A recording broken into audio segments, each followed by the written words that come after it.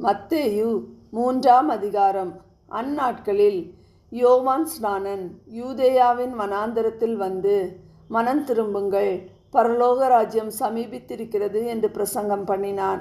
கர்த்தருக்கு வழியை ஆயத்தப்படுத்துங்கள், அவருக்கு பாதைகளை செவ்வை பண்ணுங்கள் என்று வனாந்தரத்திலே கூப்பிடுகிறவனுடைய சத்தம் உண்டென்று ஏசாயா தீர்க்கதரிசியினால் சொல்லப்பட்டவன் இவனே.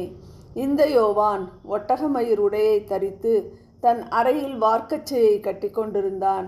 வெட்டுக்கிளியும் காட்டுத்தேனும் அவனுக்கு ஆகாரமாயிருந்தது. அப்பொழுது எருசலேம் நகரத்தாரும் யூதேயா தேசத்தார் அனைவரும் யோர்தானுக்கு அடுத்த சுற்றுப்புறத்தார் யாவரும் அவனிடத்திற்கு போய் தங்கள் பாவங்களை அறிக்கையிட்டு யோர்தான் நதியில் அவனால் ஞானஸ்நானம் பெற்றார்கள்.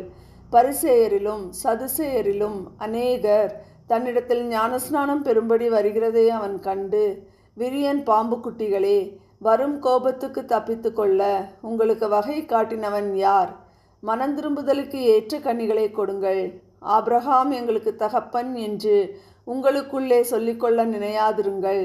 தேவன் இந்த கல்லுகளினாலே ஆபிரகாமுக்கு பிள்ளைகளை உண்டு பண்ண வல்லவராயிருக்கிறார் என்று உங்களுக்கு சொல்லுகிறேன். இப்பொழுதே கோடரியானது மரங்களின் வேரருகே வைத்திருக்கிறது. ஆகையால் நல்ல கனி கொடாத மரமெல்லாம் வெட்டுண்டு அக்கினியிலே போடப்படும். மனந்திரும்புதலுக்கென்று நான் ஜலத்தினால் உங்களுக்கு ஞானஸ்நானம் கொடுக்கிறேன். எனக்கு பின் வருகிறவரோ என்னிலும் வல்லவராயிருக்கிறார். அவருடைய பாதரட்சைகளை சுமக்கிறதற்கு நான் பாத்திரன் அல்ல. அவர் பரிசுத்த ஆவியினாலும் அக்கினியினாலும் உங்களுக்கு ஞானஸ்நானம் கொடுப்பார்.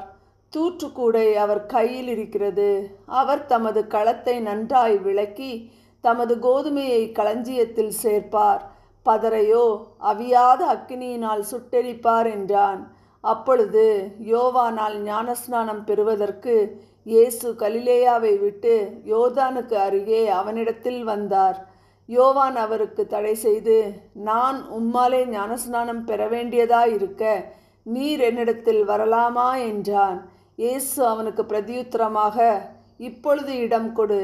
இப்படி எல்லா நீதியையும் நிறைவேற்றுவது நமக்கு ஏற்றதாயிருக்கிறது என்றார். அப்பொழுது அவருக்கு இடம் கொடுத்தான். இயேசு ஞானஸ்நானம் பெற்று ஜலத்திலிருந்து கரை ஏறின உடனே இதோ வானம் அவருக்கு திறக்கப்பட்டது. தேவ ஆவி புறாவை போல இறங்கி தம்மேல் வருகிறதை கண்டார். அன்றியும் வானத்திலிருந்து ஒரு சத்தம் உண்டாகி, இவர் என்னுடைய நேசகுமாரன், இவரில் பிரியமாயிருக்கிறேன் என்று உரைத்தது.